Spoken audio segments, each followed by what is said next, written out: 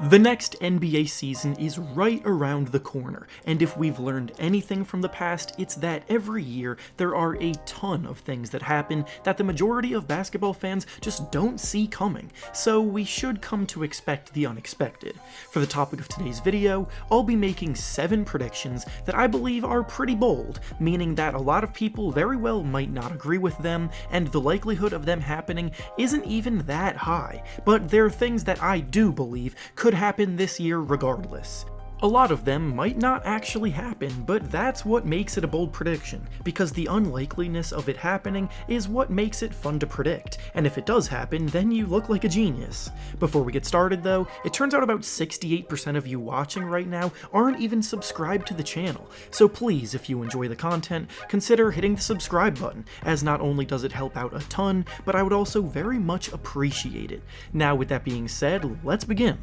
The first bold prediction I'll be making today is about the New York Knicks, and it's that I see them finishing as the very worst team in the NBA in the standings. It's no secret how poorly the Knicks' recent stretch of play has been over the last few years, as they've finished in the lottery for 7 seasons in a row, and in that time they've accumulated several seemingly promising young players that they've drafted, but despite going into every offseason with money to spend and big hopes, they have once again struck out, bringing in only a few moderately good rotation pieces here and there, and they really haven't improved all that much from a season ago. The spacing that the Knicks lineups will have is going to suffocate them, with so many poor shooters taking the floor at once, like guys like Elfrid Payton and Julius Randle in big roles, which will then make things even tougher for the young guys like RJ Barrett to develop. I'm still not high on Kevin Knox as a player coming through the ranks either,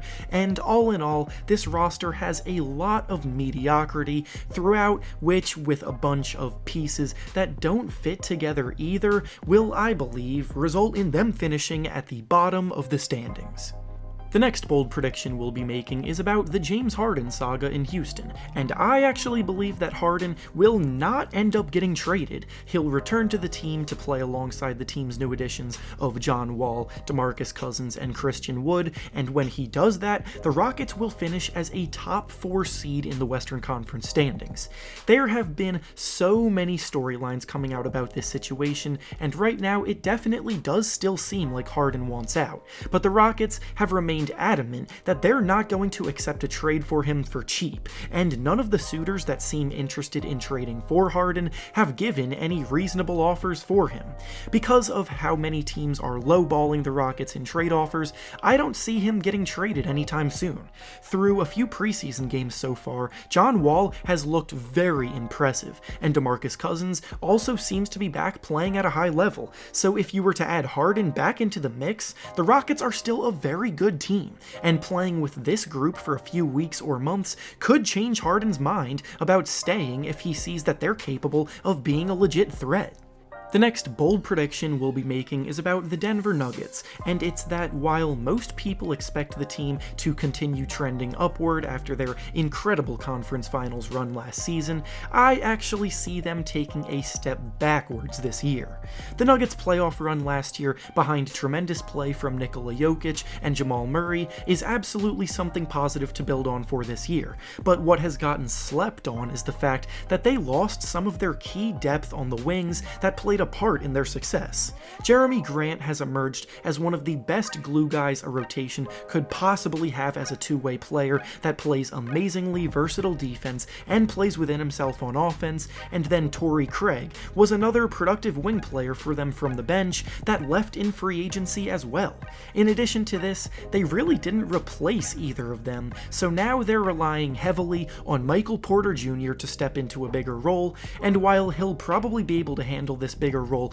offensively, his defense is far worse than Grant and Craig, and that could spell some trouble. The Nuggets' offense is going to be good regardless because Jokic and Murray are one of the best offensive duos in the league, but their success as a team was built on their defense, and Porter Jr. was one of the worst defenders in the league last year. They'll still be a good playoff team, but I don't think they are as good as they were a season ago.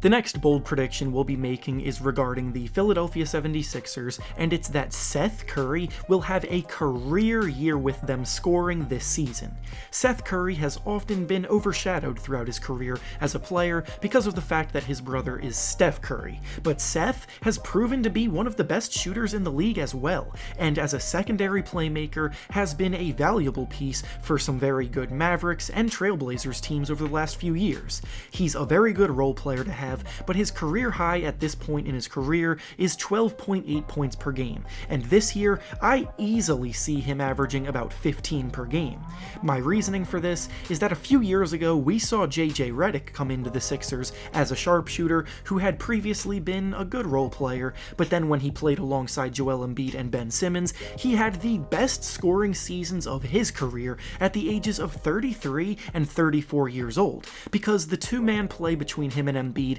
was one of the best combos in the league, and Ben Simmons' elite playmaking ability, especially for perimeter shooters, creates a ton of open looks. Curry is 30 years old right now, and he's going to be playing the same kind of role that Redick had when he was brought into the team and what brought the best out of him. So I think he's in for the best year of his career in this system.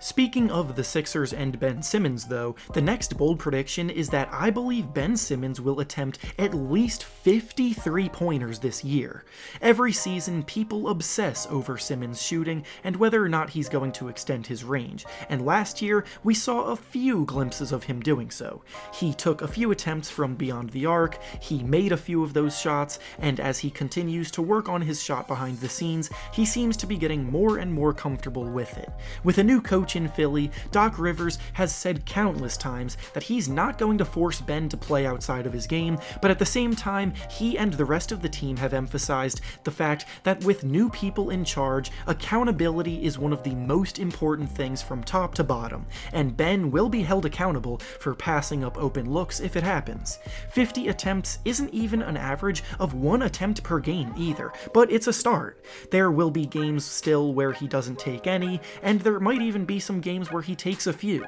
but at the very least, I expect him to attempt them when he has the opportunity to, without forcing things. The next bold prediction is about Darius Garland of the Cleveland Cavaliers, and it's that I predict he will average over 20 points per game this season. Garland is a top 5 pick from the 2019 draft class, and has seemingly gotten forgotten about because of the fact that he's playing in Cleveland, where they barely get any coverage, but I'm still very high on him and his potential. Garland had a pretty inconsistent rookie season, but that's normal for rookie guards throughout history, and now going into year 2, I've been hearing nothing but good things about him and his development. Teammate Larry Nance Jr. said that Garland was playing like the team's best player in training camp. He's been working hard all throughout the offseason, in which the Cavs haven't played a game since March, and with this much confidence coming from him, I think he'll show why he was taken in the top 5 last year.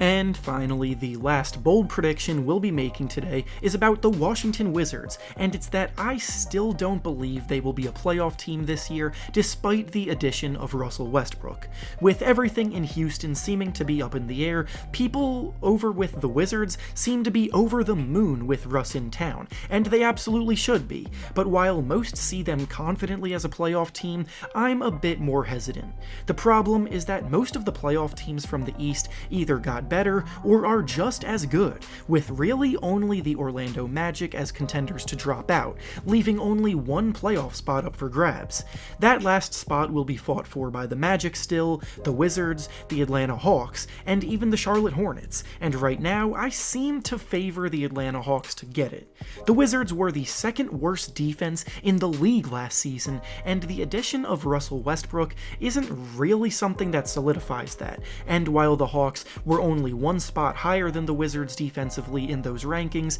they actually addressed those issues in different ways this summer. The Hawks brought in several veterans such as Rajon Rondo and Danilo Gallinari, Clint Capella is back healthy, and he's proven to be a very strong rim-protecting big man on defense. They drafted Onyeka Okongwu, who very well might prove to be the best defensive player in this year's draft, and they also signed Chris Dunn, who is one of the best perimeter defenders in the league. Both the Hawks and the Wizards Wizards have a ton of firepower offensively, but I think that last playoff spot will go to the team that plays better defense, and the Hawks have more experienced guys who can contribute on that end. And with that being said, that's all I have for you today. Make sure to like the video, subscribe to the channel, and comment down below your boldest predictions for the upcoming season. Thanks for watching, and I'll see you all next time.